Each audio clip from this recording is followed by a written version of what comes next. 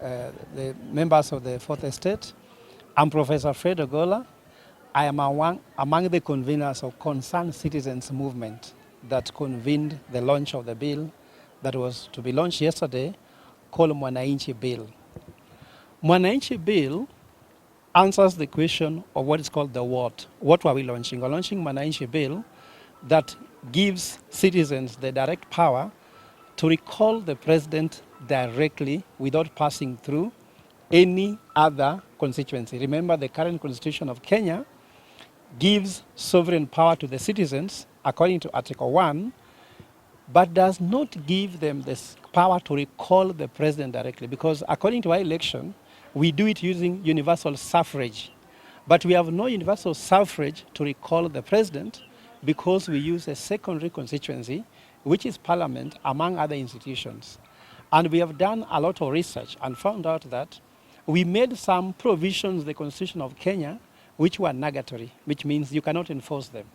For example, we had assumed that parliament will remain independent, and you know very well they are not independent. They have not passed bills rightly. They passed the Finance Act, the Finance, whatever it is. They have been able to vet CS or state officers that actually do not qualify to serve a country with the magnitude of Kenya. We have also found that independent institutions like IBC is not even there. We find that the DCI, all those independent constitutional offices are not doing their work, and so no one can check them. We also made a provision in the Constitution that we shall have a strong opposition when we came with the presidential system. But you remember, it's like we don't have opposition. Opposition must have actually crossed over and has become an appendage of parliament. If you look at the US visit, you look at the picture when everybody was in the US celebrating, and they became one state in the US. So because of those failures of those provisions, we found we need to do something else. Thirdly, we made a provision thinking that the president, anybody becoming president, will have the conscience to be able to treat Kenyans nicely, and in case they find it that they cannot run a country, they can actually resign, because that's why there's a provision that the president resign. None has ever resigned. And we are having a current situation whereby Kenyans feel that the current head of state do not know where Kenyans are going, and it's only decorum that he resigns. So this bill was to give an incentive to any sitting head of state to be able to resign, so that he knows if he does not resign, then citizens can recall him. It was also going to protect the supremacy of the Constitution. Because if we run a state like this where everybody is disfranchised, whether you go to east, west, north, south of Kenya, everybody is not happy, we can have a revolution where people can come and remove a government and throw away the supremacy of the Constitution. So this bill is to restore the supremacy of the Constitution by offering true sovereignty to Kenyans, because it's impossible for the Constitution to be supreme if Kenyans are not sovereign. And also we have found a government of Kenya Kwanza, they have been running in a way that they disregarded the Constitution. Judiciary doesn't seem to be having the teeth it should have. So all these provisions can only be cured by having a Mwananchi move, where we wanted to amend the Constitution through public initiative to give any Mwananchi power to recall the presidency directly. So we discovered that people have told us that we have Madaraka Day. That's why we are launching on this Madaraka Day. But respectfully so, after the Madaraka Day celebration, we wanted to tell Kenyans that there is no true Madaraka without mamlaka. We can never have true self-determination if we don't have self-rule, which is through having the powers to decide. If Kenyans cannot decide on anything, like example, you cannot decide on how much taxes you can pay. They can be pushed to the roof. You cannot decide on your healthcare system. You cannot decide on your education system. You cannot decide who becomes your CS.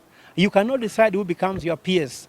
You cannot decide on government services like passports, IDs.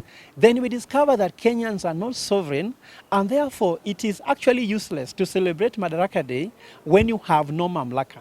Because when our fathers of this country went to fight through Mau Mau, they wanted to get self-rule. And we don't have self-rule if we cannot make any single decision? So after that, what we saw, we came up with this mamlaka, we came up with this Mwananchi bill, which was having two very important slogans in it. Hakuna madaraka bila mamlaka. And because we wanted to do this thing before the next election, we said debe kabla ya debe. Why we saying debe kabla ya debe? I have heard the president make a speech in the US at the Carter Center saying, in Kenya, once elected, you must rule for 5 years.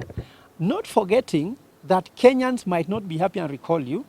And we have seen precedents in the UK whereby since Tony Blair left the Prime Minister for UK, you've seen Gordon Brown coming and going home if he can't work, David Cameron going home, Theresa May going home, Liz going home. We have seen Boris Johnson going home, and now we have Sunak. Maybe if he does not deliver, he go home. But what happens to Kenya, where I've heard people now discussing about 20 years rule, and then the first 2 years does not show any promise. And that's why we saw that by launching this bill, it gives Kenyans a chance to evaluate their head of state directly. And if they are not happy, they can be able to recall him back. And by giving Kenyans true sovereignty, for sure we shall be able to have self-rule. Well, thank you for that. So perhaps yesterday, Prof, what happened while you were launching this bill? And where were you? First of all, let me say that the organization for launching of this bill was done by concerned citizens. And what we thought that made us to be arrested was that these concerned citizens came in large numbers. I was already in Kaloleni Social Hall along City Stadium, and I could see Kenyans who are not even mobilized with any sort of money coming to the seat saying they are really concerned and they were willing to come by. The second thing which happened is that we have done a lot of research and find that Kenyans are defranchised in every part of the country, and Kenyans need some change. And when that was added by the fact that we came up with a bill, which was Mwananchi bill, which its reception has been great throughout the country, I thought that that was really what threatened the people who worked on how we can be arrested. And also we really mobilized the media, who also volunteered to come and cover this story. And those things became very dangerous. So as an organization, we had agreed we begin around 2 p.m. So we were just at a Garden Square restaurant, and the team that were moving from Kaloleni Social Hall were arriving in town. I received a call that some of our team who are organizing from that place were being beaten by the police, and they were being arrested. And we ran there with my fellow colleague, Joe Chege. When you reach the scene, they just ask a few straight questions. Are you Professor Fred Ogola? Are you Joseph Chege? And he said yes. Are you from Linda Jamii and Concerned Kenyans? Yes. Immediately we were arrested. When you ask why, it was only beating and kicking and harassing and then being thrown at the boot of a Subaru, directly heading to Central Police. And I want to take this chance to thank all Kenyans for the overwhelming support they have given us, for messages of good wishes, and for the messages of encouragement. In fact, I would say this, that even if the state thinks they can have monopoly of all this process, whether violence or not, we shall jump as high as they put their barrier. And after being released from the cell, using even the effort that has been done by the concerned citizens of Kenya, I'm even more encouraged that we are willing to jump the next hurdle. No matter how they put it, we shall jump high. Wow, thank you so much. So, Daktari,